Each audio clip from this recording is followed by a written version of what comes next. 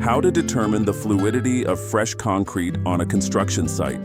Landu High-Performance Polycarboxylate Superplasticizer Powder (PCE) can significantly improve fluidity while reducing water usage. The following section presents a standard slump test comparison evaluating concrete performance before and after PCE addition. 1. Layered loading. Place the slump cone in the center of the base plate and fix it. Load the concrete mixture in 2 layers, each layer approximately half the height of the cone. 2. Compaction. Use a tamping rod to vertically and evenly tamp each layer 25 times. The bottom layer should penetrate to the bottom of the cone. The top layer should be tamped through and inserted into the surface of the next layer. 3. Leveling the top surface.